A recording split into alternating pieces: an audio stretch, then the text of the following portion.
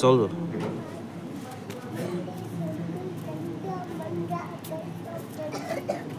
बाकी समोर मत पंत या तुम्ही सगळे या आप्पा इकडे या समोर नंतर या बसा या अण्णा पुढे पुढे येऊन बसा सगळे घरातल्या ज्या महिला असतात त्यांना विनंती आहे सगळ्यांनी या समोर येऊन बसा भैया घरातल्या ज्या महिला असतात किंवा पुरुष मंडळी असतात सगळ्यांना बाहेर बोलवा जे पूजेला वगैरे थांबले असतात हरे राम राम राम हरे हरे हरे कृष्णा कृष्णा कृष्णा हरे हरे माग मार सगळे हरे राम राम राम हरे हरे हरे कृष्णा कृष्णा कृष्णा हरे हरे राम राम हरे हरे हरे कृष्णा कृष्णा कृष्णा हरे हरे हरे राम राम हरे हरे हरे कृष्णा कृष्णा कृष्णा हरे हरे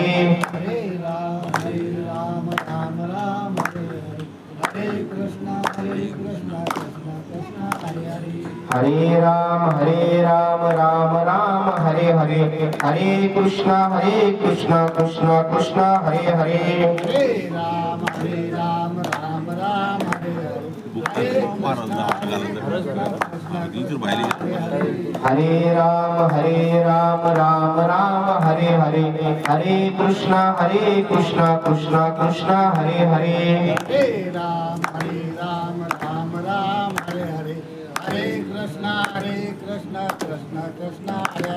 हरे राम राम हरे हरे हरे कृष्णा कृष्णा हरे हरे हरे राम राम हरे हरे हरे कृष्णा कृष्णा हरे हरे अलंकापुरी पुण्यभूमी पवित्र तेथे नांदतो ज्ञानराजा सुपात्र तया आठविता महापुण्य राशी नमस्कार माझा सद्गुरु ज्ञानेश्वरासी अधिष्ठान जेथे प्रतिष्ठान देखा तेथे जन्मला तो गुणातीत एका जयाचे नामे तुटे जन्म व्यथा नमस्कार माझा सद्गुरु एकनाथा शरण एकनाथा पायी माथा ठेविला नका पाहू गुण दोष झालो दास पायाचा शरण हनुमंता तुम्हा आलो रामदूता काय भक्तीच्या त्या वाटा मज दावाव्या सुभटा ओम नमोजी आद्या वेद प्रतिपाद्या जय स्वसंवेद्या आत्मरूपा देवा तुची गणेशु सकल अर्थमती प्रकाशु म्हणे निवृत्ती दासू अवधारी जोजी अध्याय दुसरा ज्ञानेश्वरी मधला आणि ओवी क्रमांक आहे 136 आणि शरीर जात आघवे हे नाशिवंत स्वभावे म्हणून तुवा झुंजावे पंटकुमरा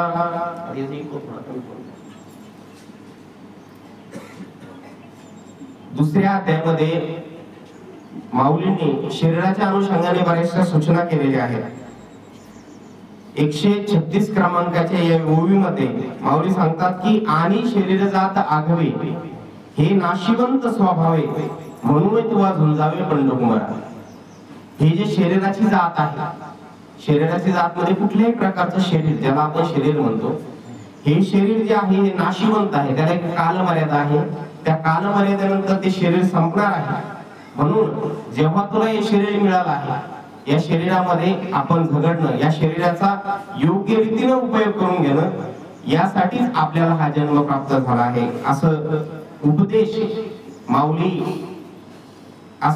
माऊली आपल्याला सांगत असतात आणि जो उपदेश भगवान श्रीकृष्ण परमात्म्याने अर्जुनाला केलेला आहे त्यामध्ये त्यांचं हे वार्तालाप आहे आज या सेवेला सुरुवात करण्यापूर्वी काही परिहार द्यायचा तो म्हणजे असा की आज आपल्यातून वयोवृद्ध असणारे पांडुरंग रंगनाथराव गलधर यांचं 30 ऑगस्ट रोजी निधन झालं आणि त्या पश्चात 8 सप्टेंबर रोजी त्यांचा उत्तर कार्याचा कार्यक्रम अस्थि विसर्जनाचा कार्यक्रम पैठण येथे संपन्न झाला आणि आज 11 सप्टेंबर 2025 रोजी आपण त्यांचा 13व्याच्या निमित्तानं सगळं आपतेष्ट सगळे त्यांचे पाहुणे रावळे सगळे इथे जमा झालेले.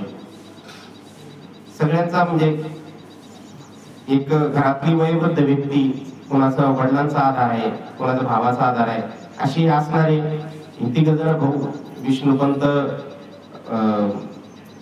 त्यांचे भाऊ ज्ञानेश्वर माऊली, संजीव भाऊ त्यांचे भाऊ असणारे दादा विठ्ठल मामा गलधर आणि सगळेच त्यांचं कुटुंब, रामेश्वर भाऊ असतील किंवा त्यांचे सगळे नातवंड, उमेश, शुभम, महेश, अमोल आणि सगळेच रोहित, समजा हे सगळं गलधरी कुटुंब, त्यांच्या लेकी बाळी सोना सगळे आज या ठिकाणी उपस्थित झालेले आहेत 13व्याच्या निमित्ताने.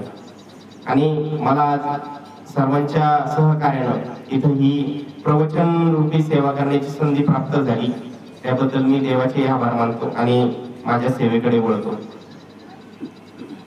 बघा, या जन्मात आल्यानंतर देवालाही अपेक्षा असते. मुळात हा जन्म आपल्याला प्राप्त होतो खूप मोठ्या कष्टाने, एक नाही. मनुष्य जन्म शेवटली पाळी चुकली या वर्म फेळा पडे. नरदेह दुर्लभ जाना, शत वर्षाची गणना, त्यामध्ये दुःख यातना तुम्ही आठवा मधुसूदना. हा नरदेह प्राप्त करण्याकरता नरदेह निधान लागले हाती, उत्तम सार उत्तमची गती, देवची होईन म्हणती ते होती तरी चित्ती कान धरावे. हा मनुष्य देह प्राप्त होण्याकरता खूप खूप कष्ट करावे लागतात. एक सगळ्यात महत्वाचं म्हणजे पाप पुण्याचा सगळा लेखाजोखा याच्यामध्ये आहे. तुमचं पाप वाढलं की तुम्ही या 84 लक्ष योनीच्या घेऱ्यामध्ये अडकत राहता, नंतर हा जन्म भेटणार नाही तुम्हाला. किंवा पुण्य जर तुमचं वाढलं तर तुम्ही देवाच्या यादीत जाऊन बसता, मागोता हाची जन्म पावसी जाणी केले सुख दुःख कैसे जाणेसे, तुम्हाला हा परत जन्म जर तुम्ही मागितला तर तुम्हाला भेटणार नाही, कारण तुमच्या पाप पुण्याची तेवढी राशी तिथं उपलब्ध पाहिजे असते. म्हणून आपण सर्वात पहिले भाग्यवान आहोत की आपल्याला हा मनुष्य जन्म प्राप्त झालेला आहे. बहुत सुकृताची जोडी म्हणून विठ्ठल आवडी. 3 गोष्टी महत्वाच्या सांगितलेल्या आहेत, दुर्लभ सांगितलेल्या आहेत. दुर्लभ मानुष्य देह सगळ्यात महत्वाची गोष्ट, त्याच्यामध्ये मुमुक्षत्व, मनुष्यत्व आणि संतांची संगती या 3 महत्वाच्या आणि दुर्लभ गोष्टी सांगितलेल्या आहेत. मग त्यातली एक महत्वाची गोष्ट आपल्याला जी प्राप्त झालेली आहे ती म्हणजे मनुष्याचा देह. मनुष्याच्या देहाच्या किंवा कुठल्याही देहाच्या अनुषंगाने जर आपण विचार केला, या भूतालावरती ज्या गोष्टी अस्तित्वात आहेत त्याला 3 गोष्टी, 3 नियम त्याच्यामध्ये आहेत. पहिला नियम जो आहे तो उत्पत्तीचा आहे, दुसरा नियम स्थितीचा आहे, तिसरा नियम लयाचा आहे आणि 3 देवता या गोष्टी नियंत्रित करत असतात. पहिला जो उत्पत्तीचा नियम आहे, ज्याला उत्पत्ती स्थिती लय ह्या 3 गोष्टी महत्वाच्या आणि त्यातून स्थित्यंतर होत असतं. उत्पत्तीचं कार्य भगवान ब्रह्मदेवतेकडे आहे, स्थित्यंतराचं कार्य भगवान विष्णूकडे आहे आणि लयाचं जे कार्य आहे ते सगळं कार्य भगवान शिवाकडे आहे. म्हणून आपण या पूर्ण भूतालाचा जर विचार केला किंवा आपल्या आयुष्याचा जर विचार केला तर आपण जन्माला आलो म्हणजे आपली उत्पत्ती झाली. आपण वेगवेगळ्या मार्गातून स्थित्यंतर करत असतो. जन्माला आल्यानंतर बाल्यावस्था असते, किशोरावस्था, मग तारुण्यावस्था, वृद्धावस्था, प्रौढ, म्हणजे अशा या स्थित्यंतरून स्थित्यंतर करत असतो आणि शेवटी आपली माती होत असते. बघा, भगवान शिवांचं वसतिस्थान जर आपण विचार केला तर स्मशान आहे. होते वेताळ नाचती हर्षयुक्त उमापती. तुमचा जो शेवटचा कालावधी आहे तो चांगल्या स्थितीत जाण्यासाठी भगवान शिवाची उपासना करा. तुमचा जो वर्तमान आहे तो चांगला जाण्यासाठी भगवान विष्णूची उपासना करा, है की नाही? म्हणून आपण जर विचार केला हा सगळा पाप पुण्याचा कर्माचा हिशोब आहे. तुमचं कर्म व्यवस्थित असलं तर तुम्हाला पुन्हा पुन्हा चांगल्या योनीमध्ये जन्म प्राप्त होत असतो, चांगले सुख प्राप्त होत असतात, है की नाही? म्हणजे आपण जर विचार केला एखाद्याचं पुण्य जर कमी पडायला लागलं, तो देव जरी असला तरी त्याला पृथ्वी तलावर यावं लागतं. मग त्या पुण्याची पावटी सरी सवेची इंद्रपणाची उतरी, मग येऊ लागता मागाय मृत्यू लोक. एखादा देव जरी तिथं स्वर्गाच्या ठिकाणी असला आणि त्याचं पुण्य कमी पडायला लागलं की त्याला मृत्यू लोकाला यावं लागतं. किंवा स्वर्ग ही जी संकल्पना आहे ही मुळात आपलं पुण्य घटवण्याची संकल्पना आहे. आपलं पुण्य कसं कमी होईल म्हणून नामदेव महाराज सांगतात की वैकुंठासी आम्हाला नको धाडू आहे, ऐक नाही. आम्हाला वैकुंठाला जाऊन काय, वैकुंठाला जाऊन उगं चुपचाप बसावं लागेल, तुझं नामस्मरण करता येणार नाही. आम्हाला आमच्या पुण्यामध्ये भरत कमीपणाच होणार आहे, कमतरता पडणार आहे. त्यामुळे आम्हाला वैकुंठ नको, काही नको, आम्हाला काय फक्त मुक्तीची अवस्था दे. तुका म्हणे मुक्ती भरलेली लोरी आता 4 दिवस खेळी मिळेल. म्हणजे या जन्माला येऊन काय करायचं, तर दोन गोष्टी महत्वाच्या करायच्या. पहिली गोष्ट म्हणजे ज्ञानी व्हायचं. ज्ञानी झालं की सगळे मार्ग सुकर होऊन जातात. ज्ञानी माणसाला मुक्तीचा मार्ग सहज भेटतो. आपण ज्ञानी होण्याच्या मागे पडत नाही, आपण धनी होण्याच्या किंवा बाकीच्या गोष्टी विषयांच्या नादी लागत असतो. म्हणून मूळ जो उद्देश असतो या जन्माला येण्याचा, ज्ञानी होण्याचा, तो दूर पडत असतो. मग ज्ञानी झाल्याचा फायदा काय? जो माणूस ज्ञानी झाला की त्याला वेगळ्या उपदेशाची गरज पडत नाही. बघा, एकदा काय होतं, एक श्रीमंत धनाढ्य व्यापारी दोघं भाऊ असतात आणि ते दोघं भाऊ खूप चांगला त्यांचा हिऱ्यांचा व्यापार असतो. त्यातल्या एका भावाचं निधन होतं आणि त्याचे लहान लहान मुलं असतात, एक 5-5, 10-10 वर्षाचे. आणि निधन झाल्यानंतर त्याच्यावर खूप देणं कर्ज वगैरे असतात. मग त्या धनिकाच्या घरी ते कर्ज जे ज्यांना घेतलेले ते लोक येत असतात, वसुली करतात. ते परेशान होतात. मग त्या मुलाची आई त्याला सांगते की हे बघ, आता आपल्यावरती दुःखाचा डोंगर कोसळलेला आहे, परंतु तुझे काका आपल्यासारखेच मोठे हिऱ्याचे व्यापारी आहे. तू जर त्यांना जाऊन मदत मागितली तर मला असं वाटतं की ते आपल्याला मदत करतील. बघा, आपल्या घरात काही तुझ्या वडिलांनी ठेवलेली मौल्यवान हिरे ते जर आपण त्यांना दिले आणि त्याच्या बदल्यात काही पैसे आले तर आपले बरेचसे देणे चुकते होते. तो म्हणला ठीक आहे, काही हरकत नाही. तो ते घरी ठेवलेले हिरे घेऊन त्याच्या काकाकडे गेला. काकाकडे गेल्यानंतर त्या काकाने हिरे पाहिले आणि हिरे पाहिल्यानंतर काकाने सांगितलं की बाळा, हे हिरे खूप मौल्यवान आहेत म्हणे. आपण जर आज हे विकले किंवा तू जर विकले, तुझं खूप मोठं नुकसान होईल. सध्या मंदी चालू आहे. तुम्हाला मग मी काय करू, माझ्यावरती खूप देणे आहे, आमचे खाण्याचे वांदे आहेत सध्या. तुम्हाला एक काम कर, देण्या घेणारे जे लोक आहेत त्यांना मी सांगतो बाबा, आम्ही 1-2 वर्ष तुमचे पैसे चुकते करू, मी त्याची हमी घेतो. आणि तुमचे जे खाण्यापिण्याचे वांदे असतील तर तू माझ्याकडे नोकरी कर, थोडाफार धंदा शिक, तुला त्यातून धनलाभ होईल, धनप्राप्ती होईल आणि तुमचा घराचा प्रश्न थोडा मार्गी निघेल. तो म्हणला ठीक आहे, काय हरकत नाही. तो मुलगा तिथं काम करायला लागला. देणं थोडं पोस्टपोन झालं. नंतर 1-2 वर्ष त्याने तिथं काम केलं. त्याच्या लक्षात आलं की आता हिऱ्याला थोडं मार्केट वाढलेलं आहे, हिऱ्याची म्हणजे चांगलं मार्केट आलं.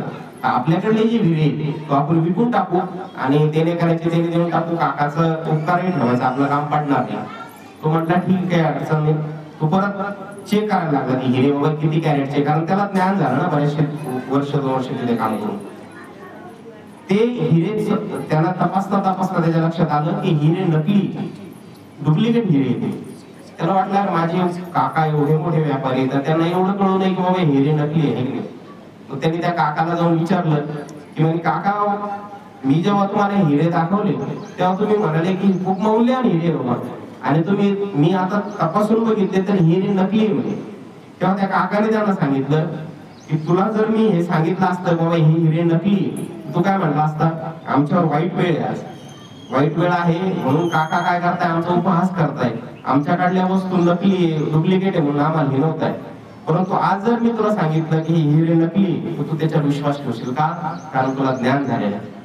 ज्ञानी माणसाला जर उपदेश केला तर त्याला ते समजतं, त्याला ते लक्षात येतं. तुम्ही अज्ञानी माणसाला किती जरी उपदेश केला तर त्याच्या ते लक्षात येत नाही.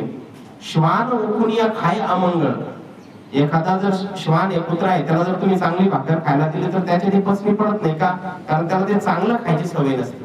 त्या पद्धतीने अज्ञानी माणसाला जर तुम्ही उपदेश करायला लागले तर त्याला तो उपदेश पचनी पडत नाही का? कारण त्याच्याकडे ती दृष्टी नसते.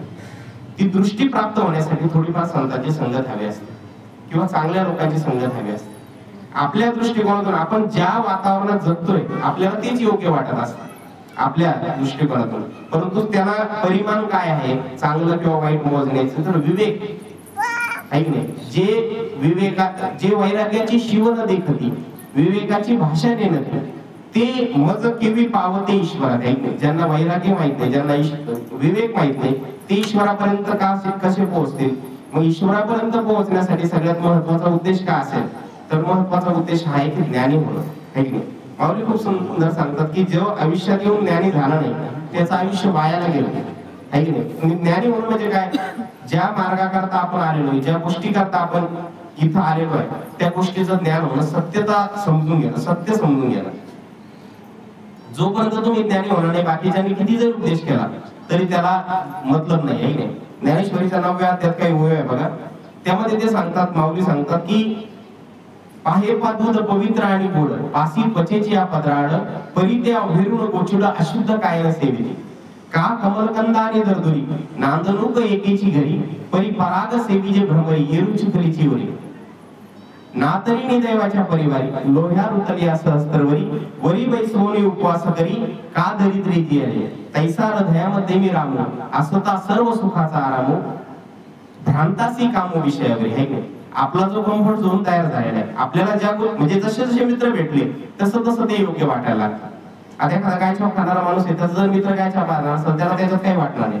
एखादा दारू पिणारा माणूस आहे त्याला असं वाटतं की या गोष्टी चांगल्या आहेत बाबा. किंवा एखादा माणूस भजन करणार आहे कीर्तन करणार आहे त्याच्या जसं सहवासात तुम्ही जायला लागले की आपलं असं वाटतं की भजन कीर्तन हेच खरं जीवनाचं ध्येय. म्हणजे तुम्ही जशा वातावरणात गेले जसं तुम्ही वागायला लागले जसं ज्ञान आपल्याला व्हायला लागलं तेच आपल्याला योग्य वाटायला लागतं. परंतु ते योग्य नसतं. आपल्याला सत्य शोधणं ही आपल्या मनुष्य जीवनाची सगळ्यात मोठी भूमिका आहे किंवा मनुष्य जीवनाचं सगळ्यात मोठं ध्येय आहे. एक तर दोन मैत्रिणी असतात एक माळीबाई असते आणि एक कोळीबाई असते दोघी जणी. माळीबाईचा व्यवसाय असतो फुलांचा ती फुलं विकायला रोज बाजारात जात असते आणि जी कोळीबाई असते तिचा व्यवसाय असतो मासे विकायचा. ती मासे घेऊन रोज बाजारात जायचे. इथंच काय होतं दोघी समजा एक जण आपल्या अलीकडल्या घारेगावातली माळी पलीकडल्या घारेगावातली कोळीबाई असं त्या दोघी जणी मैत्रिणी रोज जात असतात. इथंच नदीला खूप मोठा पूर येतो जायची अडचण होऊन जाते. तेव्हा ती माळीबाई तिला सांगते की तू एक काम कर आजचे दिवस माझ्याकडे थांब उद्या पाणी ओसरलं की मग तू तुझ्या घरी जा. ती म्हणते ठीक आहे. मग ती तिथं मुक्कामी थांबते तिच्या इथं. मुक्कामी थांबल्यानंतर तिला बाबा आता आपलं घर कसं छोटं मोठं घर असतं तिथं तिला असं वाटतं की हिला चांगलं वाटेल म्हणून ती तिच्या दोन चार असे मोगऱ्याचे गजरे आणते आणि तिच्या खाटेला बांधते जिथं ती झोपलेली तिथं. पण तिला आणखी त्रास व्हायला लागतो. ती म्हणले मला काही झोप येणार ते आणखी दोन चार परत चांगले चांगले फुलं आणते सुवासिक त्याच्या याला बांधते. तिला वाटलं बाबा फुलांच्या वासाने तिला चांगली झोप येईल. ती म्हणायला लागली मला या वासाने आणखी त्रास होऊ लागला म्हणजे मला काही झोप येणार. ती या कुशीवरून त्या कुशीवर त्या कुशीवर त्या कुशीवर अर्धी रात्र झाली पण तिला काही झोप येईल. ती म्हणजे बाबा असं कसं होऊ लागलं माझं घर अत्यंत छान आहे खाली तुला झोपायला व्यवस्थित गादी दिलेली आहे सगळा वास म्हणजे चांगला सुवास जरूर लागला म्हणजे घरामध्ये तुला झोप का नाही येते. ते म्हणले मला रोज अशा त्या माशाच्या वासामध्ये झोपायची सवय. तू एक काम कर म्हणे माझी ती माशाची पाटी घेऊन ये मी जर ती नाकावर धरली तर मला व्यवस्थित झोप लागेल. वास्तविक पाहता फुलांचा वास गोड आहे तो माशाचा वास गोड आहे किंवा चांगला आहे काय वाटतं तुम्हाला. आपण ज्या वातावरणात राहतो ते आपल्याला चांगलं वाटायला पण ते सत्य नसतं नाही.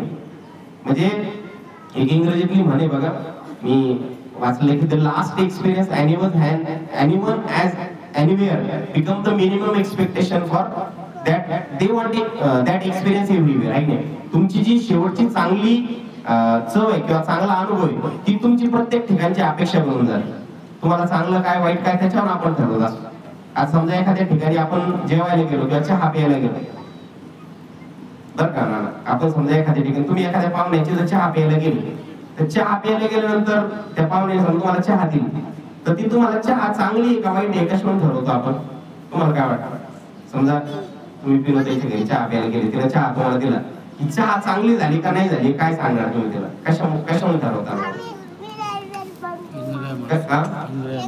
हा समजा ती आपण चव घेऊ आणि चव येऊन आपण ठरवू की बाबा ही चहा चांगली झाली नाही. गोड चहा सगळीकडेच असतो पण त्यातल्या त्यात तुम्ही समजा ती चहा पिल्यानंतर पहिलं तुम्हाला काय आठवतं याच्या अगोदर आपण अशी चहा कुठं पिलेलो होतो. याच्या अगोदर तुम्ही त्यापेक्षा जर चांगला चहा पिलेला असेल तर तुम्हाला असं वाटेल की तो चहा चांगला होता हा चहा त्याच्या तुलनेत थोडा डाऊन आहे कमी. परंतु तुम्ही असा जर चहा कुठे पिलेलाच नसेल आणि तुम्हाला असं वाटलं की हा चहा सगळ्यात भारी तुमच्या डोक्यात ती चव जाऊन बसते. त्याच पद्धतीनं आपल्या आवडीनिवडी बदलत राहतात आहे की नाही. आपलं जे चांगलं भेटलं राहतं त्याच्यापेक्षा आपली आवड वाढत राहते आणि हेच आपल्या दुःखाचं मूळ कारण आहे. मानवी जीवनात जे दुःख आहे मानवी जीवनात दुःख असण्याचं कारण काय आहे तर आपल्या आवडीनिवडी बदलत राहतात. संतांच्या आवडीनिवडी बदलत नाही. संतांनी एकदा जो विचार केला की त्याच्यावरती ठाम राहतात आपण ठाम राहतो. म्हणून संतांकडे जी सुखाची दृष्टी आहे की नाही तुकाराम महाराज म्हणतात की सुखाचे शेजारी पोवडून आहे की तुका म्हणे मग नैवृत्तीवरी सुखाचे शेजारी पोवडे नाही. सुख त्यांना ते कशातही त्यांना सुख भेटत राहतं आणि आपल्या अपेक्षा बदलत राहतात त्याच्यामुळे आपल्या सुखाची व्याख्या बदलत राहते. मूळ दोन दृष्टिकोन सांगितलेले बघा एक शार्दूल दृष्टिकोन आणि एक श्वान दृष्टिकोन. शार्दूल दृष्टिकोन म्हणजे कसा दृष्टिकोन सिंहासारखा दृष्टिकोन आणि श्वान दृष्टिकोन म्हणजे कसा कुत्र्यासारखा दृष्टिकोन. आपण जर एखाद्या कुत्र्याला दगड मारला तर तो दगड कुठं चाललाय किंवा दगड, त्या दगडाच्या भोवती ते कुत्रे घेरट्या मारत नाही. परंतु सिंहाला जर तुम्ही दगड मारला तर सिंह दगड कुठे गेला याच्याबद्दल त्याला घेणं नसतं. तो दगड आला कुठून याच्यावरती त्याला त्याचा मूळ फोकस असतो. मग संतांचा तोच आपण दुःख आलं म्हणून आपण त्याला झगडत बसतो, देवाला दोष देत बसतो, माझ्या आयुष्यात दुःख काय आहे की आम्हाला दुःख देवाने का दिलं म्हणून आपण देवाच्या नावाने शंख फुकत बसतो. परंतु संत हा विचार करतात की आपल्याला दुःख आलं कुठून, दुःख कशामुळे आहे त्याबद्दल ते शोधत असतात. आणि त्यांना एक गोष्ट लक्षात आली की दुःख हे कशामुळे येत असतं, आपले जे कर्म आहेत, आपल्या ज्या अडचणी आहेत त्याच्यामुळे ते दुःख येत असतं. आपण जेवढा व्यापकपणे विचार करत राहू, आपण जेवढा लोकांबद्दल चांगला विचार करत राहू, तेव्हा ते दुःख कमी होत राहणार. जेव्हा आपण माझं माझं म्हणत राहू तेवढं ते दुःख वाढत राहणार आहे का नाही. आता एक उदाहरण मी ऐकलं बघा की एका माणसाचं घर असतं मस्त मकानाचं घर, आणि त्या मकानाच्या घराला आग लागली. आग लागल्यानंतर तो माणूस जोर जोरात ओरडायला लागतो, हो माझं घर जळायला लागलं, माझं घर जळायला लागलं. आणि मग शेजारी पाजारी येऊन त्याला सांत्वना देऊ लागले, भाऊ जाऊ दे आता जळालं, तुमचं काय आता होणाऱ्या गोष्टी होत राहतात असं त्याला समजायला लागलं. पण तो काय ऐकायला तयार नाही, हो मी एवढं कष्टाने घर बांधलं, इकडून लाकडं आणली, इकडून कुठाने गेली. आणि तो ओरडत असताना एक जण गावातला येतो आणि त्याला सांगतो की महाराज तुम्ही रडू नका, म्हणा काही टेन्शन घेऊ नका, टेन्शन घेऊ नका. ते म्हटलं तुला काही चांगलं वाटू लागलं नाही, माझं एवढं करोडो रुपयाचं घर जळू लागलं. ते म्हटलंय मला चांगलं नाही वाटू लागलं, पण तुम्हाला एक चांगली गोष्ट मला हे सांगायची वाटेल की तुम्ही जे घर म्हणताय माझं माझं जळू लागलं, ते घर तुमचं राहिलं नाही. म्हणे काल तुमच्या मुलाने या घराचा सौदा केला आणि हे घर विकून टाकलं. विकून टाकलं म्हणल्यावर त्या माणसाला खूप बरं वाटलं, बाबा आपलं घर होतं जळत होतं, परंतु आता हे दुसऱ्याचं घर. त्याला मनाला समाधान वाटलं, त्याला वाटलं जाऊ द्या जळू द्या काही अडचण नाही. आणि तो सगळे शांतपणे ते जळणार घर उभं पाहत बसतो. तेवढ्यात त्या माणसाचा मुलगा आला, तो मुलगा त्याला म्हणायला लागला, बाबा आपलं घर जळू लागलं म्हणजे तुम्ही सगळे शांतपणे उभं राहिले, हे पाणी गिनी घ्या, पाणी मारा, त्याच्यावर वीज व्हायचा प्रयत्न करा. ते नाही, आपलं थोडीच घर राहिलं, आपलं थोडंच घर आहे, आता आपण विकून टाकलं, आपला विषय संपला. तुम्हाला विकून टाकलं, फक्त बोलणं चालणं झालंय की बाबा मी तुम्हाला हे घर देतो. आता इसार पावती झाली नाही, रजिस्ट्री झाली नाही, किंवा काही कागदपत्रे काहीच विषय झाला नाही ना, पैसे देणं घेणं झालं नाही. उद्या जर तो म्हणला की बाबा तुमचं घरच अस्तित्वात नाही, तुम्ही पैसे देऊ कशाने, आहे की नाही. मग तो परत त्यांना त्रास व्हायला लागला, त्यांना वाटलं आपल्याला अजून पैसे भेटले नाही, ही वस्तू आपलीच आहे. आणि ते परत मोठमोठ्याने रडायला लागले दोघं बापले. तेवढ्या ज्या माणसाने ते घर विकत घेतलं तो माणूस तिथे आला, तो पाहू लागला घर तर जळू लागलं. मग तो म्हणला लागला सगळे रडू नका तुम्ही, आता घर जळाले तर जळू द्या, माझी जबान गेलेली, मी तुम्हाला पैसे नक्की देणार आहे. परत त्यांच्या चेहऱ्यावर सुख करायला लागलं. म्हणजे ही जी भावविभोर अवस्था आहे आपल्या आयुष्यात, आपलं म्हटलं ते जर चांगलं होत असेल तर आपण आनंदी होतो. दुसऱ्याचं उद्या दुःख, दुसऱ्याबद्दल आपल्याला काही असतं नाही, समजा त्याचं घर नाहीये तर त्याला आनंद काही होत नाही, त्याला दुःख होत नाही त्या गोष्टीचं. म्हणजे मूळ दुःखाचं कारण कुठे, जेव्हा आपण म्हणतो हे माझं आहे तेव्हा आपलं दुःख होतं. आपल्या घरातला माणूस गेला आपल्याला दुःख होतं, शेजारच्याला थोडं कमी दुःख होतं समजा, किंवा बाहेर गावातला माणूस गेला आपल्याला तसं काही वाटत नाही. परंतु जेव्हा आपली ही सर्वभूती पाहे एक वासुदेव अशा प्रकारची अवस्था होती तेव्हा आपल्याला त्या दुःखाचं काही वाटत नाही. किंवा शेजारचा माणूस गेला काय, घरातला माणूस गेला काय, शेजारच्या घरात चोरी झाली किंवा आपल्या घरात चोरी झाली काय, हे याच्याबद्दल काही दुःख जर आपल्याला वाटत नसेल तर आपण त्या योग्य मार्गावर असं शोधतो का. हे सगळं म्हणजे हे जे सगळं आहे ना आपल्या मनाचे भाव आहेत, ज्या गोष्टी प्रारब्धाने होणार आहे त्या होणार आहे. बऱ्याचदा मी असा विचार करतो की प्रत्येक माणूस 24 तास काम करतो, या जगात मुंगी सुद्धा काम केल्याशिवाय जगू शकत नाही. किंवा काही लोक करतात काही नाही करत, पण काम प्रत्येकाला करावंच लागतं. तरी पण बघा काही लोक सहजतेनं असे पट्ट्याधीश होऊन जातात, आणि काही लोक आयुष्यभर काबाड कष्ट करत राहतात, 24 घंटे काम करत राहतात, तरी त्यांच्या आयुष्यात त्या गोष्टी घडत नाही. त्यांना तेवढा मानवता तेवढी धन प्राप्ती होत नाही. हे का होत नाही याच्या मागचं कारण, याच्या मागचं कारण हे आहे की अन्न मान धन हे तो प्रारब्ध आहे. अन्न तुम्हाला जे भेटणार आहे ते भेटणार. काही लोकांचे बाबा भरपूर कष्ट करतात त्यांना खायला अन्न, आणि काही लोकांच्या आयुष्यात कष्ट नाही तरी भरपूर त्यांच्या घरी अन्न नाही. मान जो आहे मान सन्मान, तुम्हाला तो मान सन्मान कशावरती आहे, तो तुमच्या प्रारब्धाने तुम्हाला भेटणार. तुम्ही एखाद्याला म्हणू शकत नाही की मला रिस्पेक्ट दे, मला आदर कर माझा, नाही, तो तुम्हाला प्रारब्धाने भेटणार आहे. आणि धन जे ते सुद्धा प्रारब्धाने भेटणार आहे. आपण काय करतो, ओढून ताणून धन आणायचा प्रयत्न करतो, ओढून ताणून गोष्टी करायच्या. तुमच्या प्रारब्धाने ज्या गोष्टी तुम्हाला भेटत राहतात त्या जर तुम्ही त्याच्यावर अवलंबून राहिले तर तुमच्या आयुष्यात दुःख होणार नाही. आपण काय करत असतो, याच्या चोऱ्या कर, त्याच्या गोष्टी कर, इकडून लूटमार करायचा प्रयत्न कर, ते कर. यांना काय होतं, तुम्हाला तात्पुरतं ते दिसतं, तात्पुरतं दिसतं की माझ्याकडे धन येऊ लागला, पण ते धन टिकत नाही. समजा लाखभर रुपये तुमच्याकडे आले काहीतरी वाटमाऱ्या करून, पण एखाद्याचा जो खाल्ला गेले पैसे, म्हणजे संपत्ती जी आहे ती व्याभिचारी संपत्ती, शक्ती या गोष्टी टिकत नाही. त्या जर तुमच्या नीतीच्या मार्गाने असतील तर त्या टिकतात. आहे बरेचसे लोक म्हणते बघा, हत्तीच्या मार्गाने जर संपत्ती आली ती हत्तीच्या पावलाने म्हणजे वावटाळासारखी निघून जाते, पण मुंगीच्या पावलाने जो पैसा आलेला आहे तो मुंगीच्या पावलासारखा स्थिर राहतो, टिकून राहतो.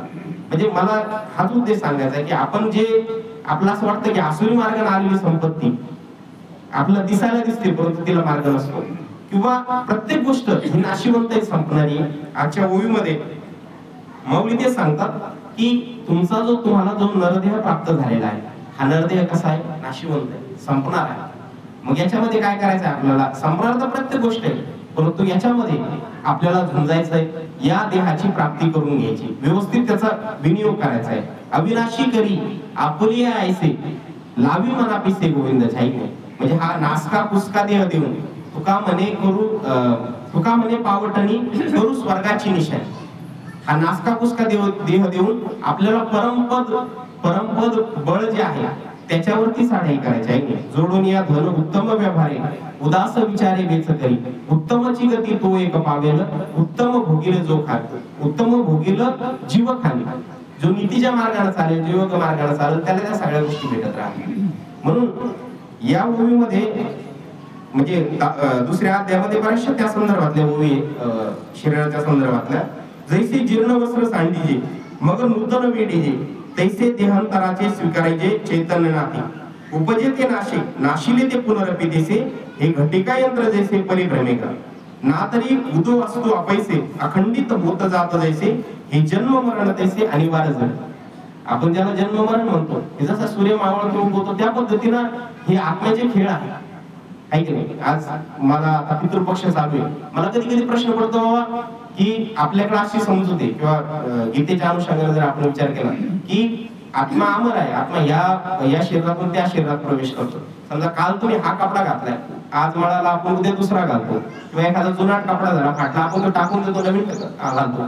त्या पद्धतीनं हा जो आत्मा आहे हा नवीन वस्त्र नवीन जन्म धारण करत असतो. मग आपण जे आता पितृपक्ष चालू आहे, पितृपक्षात आपण आपले जे पितर आहेत त्यांना जेवू घालायचा प्रयत्न करतो, त्या जेवू घालत असतात. मग ते जर समजा तिथं नाही येते, आपण काय करतो, स्वर्गातल्या पितृ जे आपले पितृगण आहेत त्यांना जेवू घालायचा प्रयत्न करतो. परंतु गीता असं सांगते की बाबा ही आत्मा स्थिर नाहीये, पुढे या जन्मातून त्या जन्मात ते प्रवेश करत राहतात. मग आपण जेवू कोणला घालतो, आपण जीव कोणला घालतो, तर जी पितृदेवता आहे त्या पितृदेवतेला आपण जीव घालतो. ती एक ह्या सगळ्यांना नियंत्रित करणारी एक देवता आहे. आपल्यालाही त्याच्याकडे जायचं आहे, या भावनेतून आपल्याला त्या गोष्टीची जाणीव राहावी म्हणून हा पितृपक्ष पंधरवडा आहे. नाही तर बघा आपल्या घरात समजा आता आपले वडील गेले असतात, आई गेली असते, ते वेगवेगळ्या तिथीला गेले असते, किंवा कोणाच्या घरातली एखादी आई व स्त्री गेलेली असते. मग आपण 2-3 वेळेस पित्र नाही घालत, एकच दिवस घालतो का, त्या देवतेचं स्मरण आपल्याला व्हावं म्हणून आपण तो पितृपक्ष घालत असतो. मुळात आत्मा अमर आहे, आत्मा स्थित्यंतर करत असतो आणि या जन्मातून त्या जन्मात आपण जात असतो. मग हे जे गणित आहे सगळं कर्माचं गणित आहे. आणि कर्माचं गणित मला असं वाटतं की सगळ्यात महत्वाचा पुण्याचा जर वाटा असेल तर वेगळं काही करायची गरज नाही तुम्हाला. म्हणजे बरेचसे लोक म्हणतात तीर्थयात्रेला जा, इकडे तिकडे जा, काही करायची गरज नाही. सगळ्यात मोठं पुण्य या जगात कुठलं असेल तर ते आई बापाच्या सेवेमध्ये. पंढरी महात्म्य नावाचा ग्रंथ आहे, त्याच्यामध्ये एक ओवी बघा. ओवी सांगते की 3 पृथ्वी प्रदक्षिणा परियसी, 3 पृथ्वी प्रदक्षिणा परियसी 2 लाख वाराणसी, ते एक नमस्कार करता मातीसी ते एक होईल. तुम्ही जर पृथ्वीच्या 3 प्रदक्षिणा मारल्या, वाराणसीच्या 2 लाख प्रदक्षिणा जर मारल्या आणि एक तुमच्या आईला जर तुम्ही वाकून नमस्कार केला, आदराने नमस्कार केला, तर तेवढं पुण्य तुम्हाला पदरात प्राप्त होत असतं. गणपतीची सगळ्यांना कथा आपल्याला माहिती आहे. म्हणजे एवढं पुण्य त्या आई वडिलांच्या सेवेमध्ये आहे. सगळ्यांना मला असं वाटतं की ज्यांना देव नाही पाहतायत त्यांना आई वडिलांमध्ये देव पाहायला पाहिजे. म्हणजे जे आपले लोक आहे, समजा बाकीच्यांचा विषय सोडून द्या, परंतु आपले जे आपतिष्ट आहे त्यांच्याबद्दल जर आपण चांगली भावना ठेवली आहे की नाही. आई वडिलांनी काय काय नसतं केलं सगळ्यांना माहिती, खूप गोष्टी, खूप मोठा त्याग असतो. आता आपण सगळे त्या याच्यातून जातोय, समजा की रात्री 50 वेळेस लेकरू उठतंय, त्याचे आपण कपडे बदलत असतो, हे आपल्या आई वडिलांनी सुद्धा आपल्यासाठी केलेले आहे. म्हणून आपण त्यांची जाणीव धरून त्या गोष्टी पुढे केल्या पाहिजे. या जगात मला असं वाटतं की प्रेमाशिवाय, म्हणजे तुम्ही किती सेवा करा पण प्रेम त्याच्यात नसेल तर प्रेमाशिवाय कशालाच अर्थ नाही. तुकाराम महाराज म्हणतात की भक्ती प्रेमाविना ज्ञान नको देवा. जर समजा भक्ती आणि प्रेम जर नसेल तर ज्ञान तुम्हाला पाहिजे. किंवा प्रत्येक ठिकाणी प्रेमाला ते महत्व आहे. म्हणून आई वडिलांचं जे प्रेम आहे त्यांनी आपल्याला लहानपणी सांभाळलं नाही. ते जर समजा आपली लहानपणी शिस्त साफ करू शकतात की मला वाटतं म्हातारपणी पण आपण त्यांना ते करायला काही हरकत नाही किंवा काही हरकत नाही. आणि म्हणजे मी स्तुती नाही करणार पण तू आपल्या गावात अशी काही उदाहरणे ज्यांनी ज्यांनी आई वडिलांची सेवा केली किंवा आपल्याकडून ती घडावी आहे की नाही ते साक्षात देवच आहेत. ज्यांनी ज्यांनी सेवा केली ज्यांनी ज्यांनी त्या गोष्टी केल्या त्यांना त्याचा योग्य मोबदला भेटलेला. चांगली भावना जर लोकांबद्दल ठेवली देवाला अपेक्षा नाही. तुका म्हणे एका भावाची कारण आपल्या आई वडिलाबद्दल असेल भावाबद्दल असेल आपल्या भावकाबद्दल असेल गावाबद्दल असेल ज्यांनी ज्यांनी चांगला भाव ठेवला देवाला तेच अपेक्षित. एक महाभारतातील सुंदर कथा माझ्या वाचनात आली बघा. त्या कथेमध्ये एकदा काय होतं अर्जुन आणि भगवान श्रीकृष्ण वाटेनं चालत असतात. वाटेनं चालता चालता त्यांना एक असा गरीब माणूस दिसतो कृष झालेला असतो खूप गरीब. आणि त्या गरीब माणसा थोडा रडकुंडीला दिला आलेला असतो. अर्जुनाला दया येते. अर्जुन त्याला विचारतो बाबा एवढी तुमची वाईट अवस्था का झाली. तो म्हणला काही नाही म्हणे खूप परेशानी चालली घरी खायला भाकरी नाही कपडे नाहीये बायको टोमणे आली तुम्ही कुठे जात नाही काही नाही काम धंदा नाही. तुम्हाला एक काम करा तुमच्या मागे खूप तुमची परेशानी आहे मान्य आहे मला. आता माझ्याकडे जास्त काही नाही त्याच्या खिशात थोडीफार एक पोटली असते त्या जुन्या पैशांची सोनेरी चांदणी रुपये काय असतील ती पोटली काढतो. अर्जुन त्याला देतो आणि त्याला सांगतो की बाबा एक काम करा आता माझ्याकडे जास्त काही नाही द्यायला परंतु एवढ्या याच्यात तुम्ही काहीतरी तुमच्या घराचा उदरनिर्वाह करा थोडा मोठा व्यवसाय सुरू करा आणि तुझा चांगला टामटूम उदरनिर्वाह होऊ शकतो एवढे पैसे माझ्याकडे आहे. तो म्हणला ठीक आहे काही हरकत नाही. त्यांनी ती पोटली घेतली आणि तो वाटाने जायला लागला. चोरांचं लक्ष त्याच्यावरती होतं. चोरांनी काय केलं ती पोटली धरली आणि लंपास केली तिकडे. आता परत ओरडायला लागला जोरदार की बाबा आता हे म्हणजे माझ्या नशिबात मी पण म्हणलं पहिलेच की अन्नमान धन येतो प्रारब्धात. एखाद्याने दिलं जरी तरी तुमच्या ते प्रारब्धात नसेल तर तुम्हाला ते पचणार नाही. आणि ते पळून घेऊन गेला. पळून घेऊन गेल्यानंतर तो परत तिथंच बसला जागेवर आणि माझी पोटली गेली माझी पोटली गेली. वास्तविक पाहता त्याची नव्हती त्याला भेटलेलीच होती. परंतु दुःख काय होतं मी तुम्हाला अगोदर सांगितलंय जेव्हा आपण माझं म्हणायला लागतो तेव्हा दुःख व्हायला लागतं. व्यापक दृष्टिकोन जर ठेवला ज्या मार्गाने आलं त्या मार्गाने गेलं काही वाटत नाही. त्या पद्धतीला तो रडायला लागला. परत पाठीमागून येतच होते भगवान श्रीकृष्ण आणि अर्जुन. त्यांनी पाहिलं अरे माणसाला आपण आता एवढं मोठं धन दिलं तरी हा रडतोय हा काहीतरी भामटा म्हणता दिसतो. मग त्यांनी विचारलं अरे आता तुला एवढं मोठं धन दिलं तरी तो रडतोय का तुझा धंदा आहे बाबा हा. तुम्हाला धंदा नाही म्हणे माझा पण तुम्ही तुमच्याकडून ते पोटली घेतली चालायला लागलं तर चोराने त्याच्यावर ध्यान ठेवलं होतं चोर घेऊन पळून गेले. ते म्हटले आता काय आता माझ्याकडे द्यायला काय नाही तुझ्याकडे पण त्याच्याकडे एक मौल्यवान अंगठी होती अर्जुनाकडे. अर्जुन म्हणला हे बघ ही अंगठी आता ही जपून जर घेऊन गेला तर ठीक आहे नाही तर चोरांनी गेले तर आता मी काही करू शकणार नाही. तो म्हणला ठीक आहे. त्यांनी काय केलं ती अंगठी दिली अर्जुनाने. त्यांनी चुपचाप व्यवस्थित पाहिलं इकडे तिकडे कोणी आपल्याकडे पाहत नाही हातात ठेवली आणि चुपचाप घरी जाऊन आपला जो सादरा होता सादऱ्याच्या खिशात टाकून दिली. कोणालाच माहित नाही झालं असं तिची भावना कारण माहित झालं का चोरी होऊ शकते. आता त्याची बायको तिला काय माहिती त्याला सांगितलंच नाही. तिला कपडे बिपडे गुंडाळले आणि गेली नदीवर घेऊन. पहिले आता नदीवरती वगैरे समजा जायच्या महिला कपडे वगैरे जायचे ती नदीवरती घेऊन गेली. आता ते धुता गेली अंगठी पडून त्या पाण्यावर. तिचं काही लक्ष नाही विचारायचं. घरी आले कपडे वाळत घातले जमा करून घरात ठेवून दिले. घरात ठेवून दिल्यानंतर संध्याकाळ झाली आणि दुसऱ्या दिवशी दिवस उजाडला. समजा त्याला वाटलं की आता काही धोका नाही आपल्याला आपण अंगठी घेऊन विकून टाकू आणि आपलं काहीतरी काम करू. मग तो पाहू लागला सगळे कपडे चाकू लागला. ते अंगठीच नाही ते आता कुठून सापडला. मग ते शोधता शोधता त्याने बायकोला आवाज दिला अरे म्हणे अंगठी सापडत नाही मला कुठे गेली अंगठी. ती म्हणे मला काय माहिती तुम्ही सांगितले नाही म्हणे अंगठी काय नाही म्हणजे सादऱ्यात होती. तिने आता मला काय माहिती मी नदीवरती गेले कपडे धुवून आले. आता तुम्ही जर सांगितलं असतं मी काळजीपूर्वक विचार केला असता आई नाही. तर त्याला असं वाटलं की काय बावळ मला झाला आता त्याच्या प्रारब्धात नव्हतं. परत गेला चौकामध्ये बसला शांत डोक्याला हात. दुसऱ्या दिवशी भगवान श्रीकृष्ण अर्जुन परत फटका मारायला आले. त्यांनी पाहिलं अर्जुन पाहिलं अर्जुन म्हणे काय मूर्खपणा म्हणे हा. काल मी तुला पोटली दिली अंगठी दिली तरी तू भिकमागे धंदे करू लागला. तिने नाही म्हणे माझ्या नशिबातच नव्हती ती. मी काल घेऊन गेलो पण माझी बावळट बायको म्हणे तिने हरवून टाकली ती. अर्जुन म्हणला भाऊ तुझ्या नशिबात धनच नाही मी काय करू त्याला नशिबाच्या पुढे जाऊन काय करू. मी तुला तेच म्हणलं किती ओढून ताडून आणण्याचा प्रयत्न करतो तुमच्या प्रारब्ध धन नसेल तर टिकणार नाही ते. मग त्यांनी अर्जुनाने विनंती केली बाबा आता द्यावा माझ्याकडे तर द्यायला काही नाही तुमच्याकडे काही असलं तर द्या म्हणे याला. भगवंत म्हणले आता काय मी काय देऊ म्हणे माझ्याकडे 1 रुपया आहे म्हणे द्यायला. आता 1 रुपये ₹1 काय होणार त्याचं? ऐक ना, देव म्हणला हे बायकोला घ्यायचं असं तर घे, पण आता काहीच नाही म्हणल्यावर ऐक ना, ₹1 बी त्याला लय मोठा वाटायला लागला. म्हणलं ठीक आहे द्या म्हणे मी काहीतरी करत. त्याने ₹1 खिशात घातला. म्हणजे समजा जेव्हा माणसाला त्याला एवढा मोठा अपार्टधन मिळाल्यावर ₹1 किंमत खूप शून्य वाटायला लागली, पण त्याने खिशात घातला आणि पुढे जायला लागला. पुढे जाता जाता त्याच्या लक्षात आलं की आता ₹1 काय करायचं आहे, काय होणार ₹1? समजा तुम्हाला मी ₹1 दिला, काय किंमत येते ₹1? वाटत जाता त्या रस्त्याच्या कडीनं नदी होती अशी, आणि नदीत एक वजन असे मासे पकडत होते. मासे त्याने एक चांगला मोठा मासा पकडला आणि त्या पाठीत टाकला, तो मासा ताड पडायला लागला. मग त्या कोळ्याला त्यांनी विचारलं म्हणे अरे या माशाची किंमत काय आहे? तुम्हाला ₹5 लागेल मासा. तुम्ही माझ्याकडे ₹1 आहे मला देता का? त्याला वाटलं आता गरीब माणूस जाऊ द्या, ₹1 काय ₹5 काय आपल्याला तरी. ते म्हणलं ठीक आहे जाय म्हणे. त्याला वाटलं खाईन विचार काही.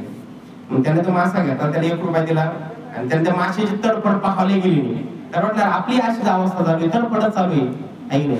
घरी बायको टोमणे आणते, इकडं घ्या ते जा, यापेक्षा आपल्याला तरी समजा आपली अवस्था तर काही मिटणार नाही, पण या माशाचे तरी दिवस मिटतील म्हणे, त्याला तरी सुख भेटेल म्हणून त्यांनी ते सोडून दिलं पाण्यामध्ये. मासा पाण्यामध्ये सोडून दिल्यानंतर तो जो मासा होता त्या माशाने ती अंगठी गिळली पाण्यात. अंगठी त्याला त्या माशाला वाटलं काही खायचा पदार्थ त्याने तो गिळला. आता माशाचाही गुणधर्म आहे बघा, माशाला पाण्यात राहून पाणी पिता येत नाही. त्याला काय करावं, त्याची उलटी उडी घेऊन समजा असा मासा आहे असं वर येऊन परत असं उलटा घेतला, त्याच्या बरोबर काल्ल्यामध्ये पाणी जातं. मग ते उलटी उडी घेण्याकरता माशाने वर उडी मारली आणि त्यांनी जी गिळलेली अंगठी होती ती बाहेर फेकून दिली. बाहेर अंगठी फेकल्यानंतर याच्या लक्षात आलं ही तर कालची अंगठी आपली. आणि हा जोर जोर ओरडायला लागला की सापडली सापडली सापडली. जोर जोर ओरडायला लागल्यानंतर ते चोर जे त्यांचा सगळा जो माल होता कालचा सगळा आणलेला त्यांनी, तो मालाचं चालले का वाटण्या त्यांच्या वाटण्या चालू असताना त्या चोराला काय वाटलं, यानं ओळखलं बाबा काल आपल्याला, है की नाही, काल आपण माल चोरला याचा आणि आपल्याला ओळखल्यामुळे काय झालं, पोटली सापडली असा ओरडायला लागला. त्या चोराने तो माल तसाच पडून दिला. चोराच्या भीतीने ते चोर गेले पळून. याला याची अंगठी सापडली आणि त्याचा माल तर कालचा भेटलाच त्याला, पण त्या चोराने 4-5 दिवसात जेवढ्या चोऱ्या केल्या सगळा माल त्याला भेटला. त्याने गठुडं बांधलं, जायला लागला वाटाने. मग जाताना परत भगवान कृष्ण आणि त्याला अर्जुन भेटले. त्याला विचारलं बाबा अरे तू काल तर एवढं धन देऊन सुद्धा रडत होता आणि आज ₹1 एवढा खुश झाला. त्याने काय विचारता म्हणे, काही नाही म्हणे, मी ते ₹1 होता म्हणे, आता त्याचं काय करणार आहे म्हणून ते देऊन टाकला त्या माशावाल्याला आणि असं असं झालं म्हणले. ते म्हणले जा. मग अर्जुनाने त्या भगवान श्रीकृष्णाला प्रश्न केला म्हणे, देवा मी एवढं धन दिलं म्हणे, याला एवढी संपत्ती दिली, परंतु याचा म्हणजे उपयोग काही त्याला झाला नाही, ऐक नाही. परंतु काल तुम्ही फक्त ₹1 त्याला म्हणे, ₹1 दिल्यानंतर त्याला माझ्या अपेक्षेपेक्षा जास्त धन भेटलं, असं कसं काय झालं? भगवान श्रीकृष्ण त्याला सुंदर उत्तर दिलं. भगवान श्रीकृष्ण म्हणाले, जेव्हा तू त्याला पैसे दिले किंवा काय जे दिलं तेव्हा त्याने फक्त स्वतःचा आत्मकेंद्रित विचार केला. जेव्हा तू त्याला धन दिलं तेव्हा त्याने काय विचार केला, मी घरी जाईल, मी माझ्या बायकोला एखादी साडी घेऊन देईन, घरी चांगलं जेव्हा खावायला आणीन, माझ्या पोरांना हे करीन ते करीन, एवढा त्याने विचार केला. जेव्हा त्याला अंगठी दिली तेव्हा विचार काय केला, मी काहीतरी व्यवसाय करीन, काहीतरी कुठाने करीन, पण माझ्या स्वतःसाठी. पण जेव्हा मी त्याला ₹1 दिला तेव्हा त्यांनी हा विचार केला, काय विचार केला की आता ₹1 मी काय करणार आहे, मला तर काही फायदा नाही, परंतु माझ्या माध्यमातून जर या माशाचा जीव वाचत असेल, माझ्यातली त्याची तळमळ एकच आहे, ऐक नाही, सर्वभूती पाय एक वासू दे. मी तुम्हाला सांगितलं सर्वस्यच्या आम्रदिसन्नी विष्णू, माझा जो भगवंत आहे तो या माशात आहे. जर माझी तळमळ कमी होत नसेल तर त्याची तळमळ कमी होऊ लागली ना, असा त्याने विचार केला. आणि हा जो व्यापक दृष्टिकोन आहे, है की नाही, हा व्यापक दृष्टिकोनातून त्याने विचार केल्यामुळं हे सगळं धन त्याला प्राप्त झालं, है की नाही. म्हणजे तुम्ही जितकं व्यापक होसाल जेवढं मोठं तुमचं मन होईल तुमचं दुःख कमी होत राहील. गीतेच्या 12व्या अध्यायातला 19वा श्लोक आहे. 19वा श्लोक काय सांगतो, समशत्रोच मित्रेच तथा मानापमानाय शीतोष्ण समदुःखेषु तथा संग विवर्जित. पार्था जयाच्या ठाई वैषम्याची वार्ता नाही, रिपुमित्रा दोन्ही सरिसा पाडू. जो खंडवया घाव घाली का लावणी जयाने केली, दोघा एकुची सावली वृक्ष दे जायचा. म्हणजे ज्याच्यावरती कशाचाच परिणाम होत नाही, ज्याला शत्रू आणि मित्र सारखेच वाटतात, आहे समशत्रोच मित्रेच तथा मानापमानाय, ज्याला मान अपमान काही वाटत नाही. शीतोष्ण समदुःखेषु, शीतोष्ण सुख दुःखेषु, ज्याला शीत आणि उष्ण सुख आणि दुःख सारखंच वाटतं, तो खऱ्या अर्थानं माझा भक्त होण्याच्या लायकीचा आहे, माझ्या पात्रतेचा आहे. एखादा गरीब पाहुणा आला की आपल्यामध्ये काय भावना तयार होती, की त्याला आपण असं हेटाळणी करतो. एखादा श्रीमंत पाहुणा आला की आपण त्याला मोठेपणा देतो. आपल्यावरती वाईट दिवस आले की आपण मनाला कोसतो, देवाला कोसतो, आणि चांगले दिवस आले की ते देवाला विसरून जातो. तुमच्यावरती कशी वेळ जरी आली तरी आपण काय देवाचे आभारच मानले पाहिजे. आज आपल्या घरामध्ये समजा आपल्या गलधरी कुटुंबामध्ये मोठी हानी झालेली आहे. आपल्या घरातलं वयोवृद्ध म्हणजे एका प्रकारचं खोड आहे, जुनं खोड आपण त्यांना म्हणू शकतो. तुम्ही सगळे त्यांचे ह्या सगळ्यांनी व्यवस्थित त्यांच्या पद्धतीनं, मला असं वाटतं की घरात जे जुने माणसं आहेत ते खूप मोठा आधार असतो. म्हणजे का त्यांचा जो सहवास आहे, प्रेम आहे. आता जर आपण लेकीबाळीचा विचार केला, घरातला बाप असेल, आई असेल, ते संपले म्हणजे संपलं त्यांचं माहेर, कुठला संपला विषय. म्हणजे आपल्या घरावरती जी मोठी हानी झाली आहे त्यातून सावरण्याचं तुम्हा सगळ्यांना ईश्वर बळ देऊ, आहे की नाही. किती जरी म्हटलं आपण तरी बाप खूप मोठी ताकद असते पाठीमागं, त्यांचे शब्द असतात. आपल्या समजा भावात उद्या जर भांडणं झालं तर बापाचा एक शब्द असा असतो की तो सगळ्यांना थांबवू शकतो, हे होऊ शकतो. एक शब्द बाबा तुम्ही थांब, दुसऱ्या कोणाचं ऐकत नाही माणूस. तेवढं त्या माय बापांच्या शब्दामध्ये किंमत असते. म्हणून मला असं वाटतं की जेवढे दिवस त्यांचा सहवास तुम्हाला लाभला, तुम्ही सेवा केली, त्याचं पुण्य तुमच्या पदरी पडल. इथूनही पुढे तुमची आई आहे किंवा जे आहेत समजा वडीलधारी आपली मंडळी, त्यांची सेवा आपल्याकडून घडू एवढीच, म्हणजे त्याचं पुण्य आपल्याला पदरी पडतं, आहे की नाही. आपण जर म्हणलो की बाबा जुने माणसं आहे घरामध्ये, आता यांचा काय उपयोग आहे, आपल्याला बऱ्याचदा असं वाटतं की बाबा आता म्हातारी माणसं आहे, यांचं हे झालं पाहिजे. परंतु प्रत्येकाचा एक काळ असतो. मला कधी कधी वाटतं की ज्या लोकांची परेशानी होत असते, समजा खूप दिवस, मी असं पाहिलं 10-12 वर्ष लोक घरात पडून राहतात जुने माणसं, परंतु काही लोक त्यांची सेवा करतात शेवटपर्यंत. पण ज्यांनी सेवा केली शेवटपर्यंत, मला असं वाटतं की हे बघा, आपल्या बऱ्याचदा आपलं असं वाटतं की आपण पैसे का खर्च करायचे, परंतु मला असं वाटतं की सगळं त्यांच्याकडूनच प्राप्त झालेलं आहे. हे का आपलं तुपलं आपण जे म्हणतो, समजा हे माझं तुझं, या गोष्टीत विचार न करता जेवढा आपण चांगल्या गोष्टीमध्ये त्याचा विनियोग करत राहू. आई बापाच्या सेवेमध्ये जर समजा तुम्ही पैसे घातले, मला असं वाटतं ते वायाला जात नाही, ती चुकीची इन्व्हेस्टमेंट नाही. कारण त्यांनी पण आपल्याला जन्माला घालून सगळी त्यांची जी पुंजी आहे ती लावलेली असते. म्हणून आपलंही कर्तव्य आहे की आपण त्यांच्या सेवेमध्ये लीन होणं, सेवेमध्ये स्वतःला झोकून देणं, ही मोठी हे आहे. आपल्या महाराष्ट्राचा इतिहास आहे की पंढरपूर सारखं मोठं क्षेत्र आहे, म्हणजे महाराष्ट्रात त्याचे इतकं मोठं क्षेत्र कुठलंच नाही, किंवा त्याचे इतके भक्त कोणते नाही. परंतु त्या देवाला सगळ्यात जास्त आवडतं काय, किंवा देव कोणत्या मार्गाने आला, तर देव फक्त एका मातृपितृची सेवा करणाऱ्या भक्तासाठी तो तिथं आलेला आहे की नाही. कुंडलिकासाठी देव तिथं आलेला आहे. म्हणून त्याच्या इतकी मोठी भक्ती कुठलीच नाही की भक्ती आपल्याकडून घडली पाहिजे. आणि आज या ओवीमध्ये जर आपण विचार केला की आयुष्य मोजावया पैसाला व्यापारी, तुका व्यवहारी संसाराचे, आहे की नाही. टाइम काय झाला, टाइम आहे ना,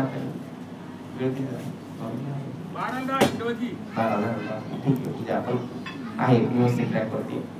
मग म्हणजे आपण जर हा विचार केला की मोजके शरीर आपल्याला भेटले, आहे की नाही, आणि मोजके प्रत्येकाला वेगवेगळा अवधी, प्रत्येकाला वेगवेगळा अवधी, आणि त्या अवधीमध्ये आपल्याला या शरीराचा योग्य वापर करून घ्यायचा आहे आणि परमपद बळाला पोहोचायचं, त्या वैराग्याच्या अवस्थेला पोहोचायचं.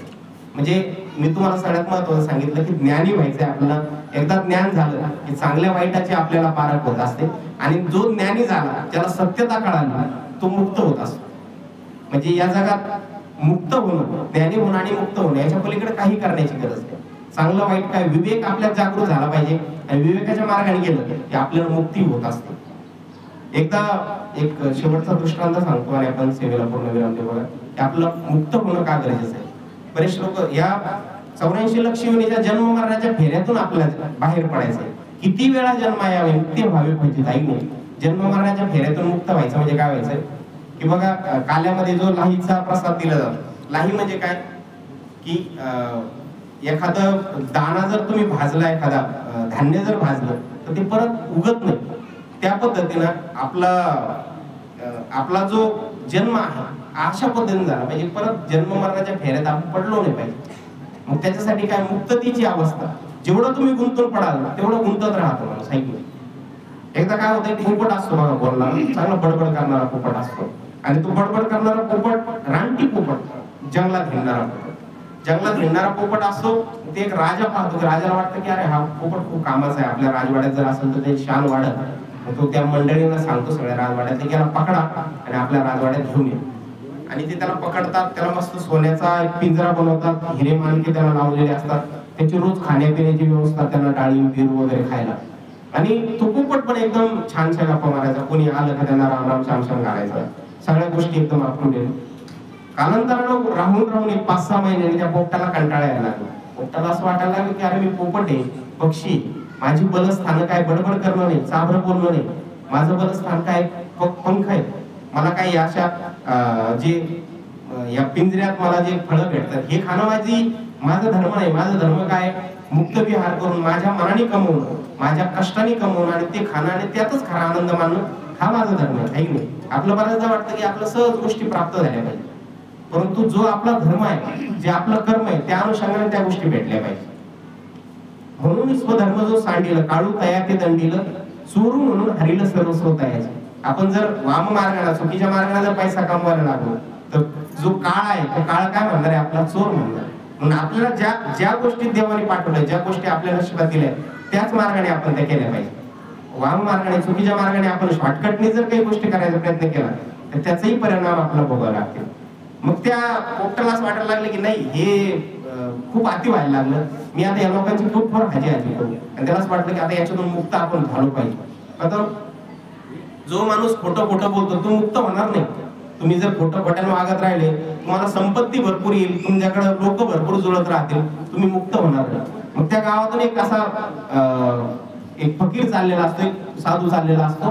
त्या साधू तो पोपट विचारतो, बाबा मी असं बोलायचं म्हणे, असं बडबड करायची मला सवय, या लोकांना ते आवडलं, या लोकांनी माझ्या पिंजऱ्यात ठेवलं म्हणे मला, आणि आता मला पिंजरा जड व्हायला लागला, मी पारतंत्र्यात गुंततो. तो म्हणलं एक काम कर, तुला जर यातून मुक्त व्हायचं तू फक्त खरं बोलायचं शिक. जर खरं बोलायला लागला तर तो आपोआप या जोखडातून मुक्त होऊन जाईल.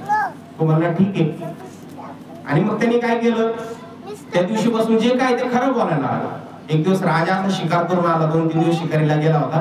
काही शांत बसायला, तो शिकारीहून आला तो राजा, आणि राजाने सांगितलं सगळ्या त्या सेवेकऱ्याला, सुरक्षा रक्षकांना, कोणाला आतमध्ये येऊ देऊ नका, मी खूप थकलेलो 2-3 दिवसापासून, आता जर कोणी आलं त्याला सांगा राजा हातात नाही. आता याला काय सवय लागली पोपटाला उद्देश असा झाला की खरं बोलायचं. तर मग राजा झोपी गेला आणि गावातली काही मंडळी आली राजाला भेटायला आल्यानंतर त्या मंडळीला सुरक्षा रक्षकाने अडवलं, सांगितलं की राजा महालात नाही. परंतु तो पोपट खरं बोलायला लागला होता. पोपट म्हणला अरे राजा महालातच आहे, म्हणजे हे सुरक्षा रक्षक तुमच्याशी खोटं बोलताय. त्या लोकांना राग आला, पोपट काय खोटं काय बोललं. मग ते लोक आतमध्ये जाऊन पाहत तर राजा झोपलेला आहे. सुरक्षा रक्षकाला त्यांनी दटावलं, म्हणजे अरे राजेसाहेब तुमची आमची भेट होऊ दे ना म्हणे. आता राजा खोटं पाहिजे, त्यांच्या रागवा लागला, तुम्ही काय कळतं म्हणे तुम्हाला, मी असताना माझ्या पब्लिक, माझी जी जनता आहे त्यांना कसं तुम्ही अडवू शकता. आणि रोज असं व्हायला लागलं, राजाचे जे काय सिक्रेट गोष्टी आहेत, राजाच्या काय गोष्टी, सगळा पोपट खरं सांगून द्यायला लागला. आता खरं सांगून द्यायला लागला, मग काय व्हायला लागलं, राजाला त्याचा त्रास व्हायला. राजा म्हणजे हा बिनकामाचा पोपट आहे, याला सोडून द्या. आणि त्याला सोडून दिल्यानंतर त्याची जी वाम होती, त्याची जी जनता आहे समजा पोपट मंडळी, तर ती भेटायला लागली. पोपट म्हणल्यावर तू मूर्ख आहे म्हणजे. बाकीचे पोपट त्याला समजायला लागले, इतका सुंदर तुला सोन्याचा पिंजरा आहे नाही राहायला, तुला रोज पोपटाचं खायला होतं, तुला फक्त काय तिथे शांत पडायचं, राम राम श्याम श्याम करायचं, आणि तू चांगल्या म्हणे मूर्खपणा केला म्हणे बाहेर येऊन. ते म्हणजे मी मूर्खपणा नाही केला, जरी मला सगळं आयतं भेटत होतं, परंतु माझं जे स्वातंत्र्य आहे, माझी जी मुक्त अवस्था आहे ती राहून गेली होती. मी खरं बोलायला लागलो त्या दिवशीपासून मी टोचायला लागलो लोकांना. सत्य म्हणजे या जगातलं सत्य काय आहे, तर आपण संपणार आहोत, नाशिवंत आहोत. हे जर सत्य आपण स्वीकारलं, त्या दिवशीपासून आपली जगण्याची अवस्था वेगळी होऊन जाते. नाथ महाराजांकडे एकदा एक माणूस आला आणि नाथ महाराजांना सांगायला लागला, बाबा तुम्ही एवढं व्यवस्थित कसं जगता म्हणे, आनंदी कसं जगता. नाथ महाराज म्हणले काही नाही, आम्ही आमच्या पद्धतीने जगतो म्हणे. ते म्हणजे मला पण सांगा काय याच्यात. ते म्हणले काही नाही, तुला सांगितलं तर तू गडबडशील म्हणजे तुला सांगून काय फायदा नाही. ते म्हणे कसं काय. ते म्हणे पुढच्या 7 दिवसात तू मरणार आहे म्हणे, त्याच्यामुळे तुला सांगून काही फायदा नाही. ते मरणार आहे असं ऐकल्यावर त्याने धास्ती खाल्ली आणि घरी जाऊन त्याच्या डोक्यात तेच की आता 7 दिवसात मी मरणार आहे, 7 दिवसात मी मरणार आहे. आणि मग त्याला काय सगळे पाहुणे रावळे वगैरे सगळे भेटायला यायला लागले. आता हे मरणारच आहे. साधू बाबांनी सांगितलं म्हणलं काय त्याने त्या दिवशी सगळे कामं सोडून दिले. कोणाशी चुकीचं बोलायचं नाही, चुकीचं वागायचं नाही, काही नाही. कोणी आला राम राम श्याम श्याम नम्रतेने तो वागायला लागला. कोणाचे देणेकरी होते ते देऊन टाकले. पाहून घरातले जे पोरं बाळ सगळे त्याच्यासोबत चांगलं वागायला लागले. आणि 7 दिवसानंतर आता सगळे वैद्य वगैरे समजा डॉक्टर बिक्टर सगळे चेक करून गेले त्याला. 7 दिवस संपून गेले, 8वा दिवस उगला तो की मेला नाही बा. ते परत नाक मार झगड्याला. ते तुम्ही खोटं बोलले माझ्यासोबत, मी तर काही मेलो नाही. ते म्हणले ठीक आहे तू मेला नाही, परंतु या 7 दिवसात तुझं आयुष्य कसं होतं? तुझे कोणासोबत वाद झाले का? तुझे कोणासोबत भांडण झाले का? तुला कोणी वाईट बोललं का? ते म्हणलं काहीच नाही. घरातले आता असे वागत होते रोज लगे, म्हणजे विचारून नका. आता 7 दिवसाचा पाहुणा आहे म्हणलं. ते म्हणले या जगातला प्रत्येक माणूस 7 दिवसाचा पाहुणा आहे. कधी कधी सोमवारी मरण किंवा मंगळवारी मरण, गुरुवारी मरण, शुक्रवारी रविवारी मरण. ते 7 दिवसातून 1 दिवस मारणार आहे ना, तसं तू 1 दिवस मारणार आहे. परंतु मी तुला जेव्हा मरणाची भीती दाखवली, मरणाची भीती तुला दाखवली, या मरणाची भीतीतून काय झालं, तुला असं वाटलं की आपलं 1 दिवस मरायचंय ना, मग चांगलं बघ, लोकांना त्रास न देता मग. ही भावना जर आपल्या मनात आली, या ओवीतून ज्ञानेश्वर महाराजांनी हे सांगायचंय की तुमचं देह हा नाशिवंत आहे, हा संपणार आहे. 1 दिवस तुम्हाला जायचंय. ही भावना जर तुमच्या मनात आली तर आपण नीतीनं वागावं, सगळ्यांसोबत प्रेमानं वागावं. मला हेच अपेक्षित आहे, माऊलींना असेल किंवा सगळ्यांना आहे, की आपण आपले आई वडील का व्हायना, आपले कोणी का व्हायना, या गावातला गारेगावातला प्रत्येक माणूस जाणार आहे. मग आपण ही भावना लक्षात ठेवली पाहिजे. बाबा आज सगळ्यांची चेहरे दिसली, उद्या या लोकांचे चेहरे दिसतील का नाही. ऐक नाही, मागच्या आठवड्यामध्ये दादा आपल्या सोबत होते, या आठवड्यात नाही. प्रत्येकाचे आज मी तुम्हाला दिसलो, कदाचित पुढच्या वर्षी दिसणार नाही किंवा मला कोणी दिसणार नाही. हे जर आपण लक्षात ठेवलं की आपला मरायचंय, हे ज्याच्या डोक्यात येईल तो चांगला वागणार. हेच मला या प्रवचन सेवेतून हेच सांगायचं की दादा गेले त्यांच्या मागे आपल्यालाही जायचंय. ऐक नाही, हाच डोक्यात उद्देश ठेवून फक्त प्रेमाने वागणं, एकमेकांसोबत चांगला भाव ठेवणं, एवढंच या ठिकाणी अपेक्षित आहे. देवालाही तेच अपेक्षित आहे. तुम्ही जर नीतीने वागले तर वेगळं पुण्य करायची गरज नाही. एकमेकांसोबत नम्रतेने वागले, नम्र झाला भूतातीने कोणतीने आनंद. ऐक नाही, देव त्याच्या जवळ येत असतो. एवढंच या ठिकाणी सांगतो. आणि मला असं वाटतं की आपला वेळ संपलेला आहे, नियोजित वेळ. मला सगळ्यांनी संधी दिली त्याबद्दल त्यांचे आभार व्यक्त करतो आणि सेवेला पूर्ण विराम देतो. ऐक नाही, कुंडली कवर हरी विठ्ठल श्री ज्ञानदेव तुकाराम पंढरीनाथ भगवान की जय. हरे राम राम राम हरे हरे, हरे कृष्णा कृष्णा कृष्णा हरे हरे. माग म्हणा,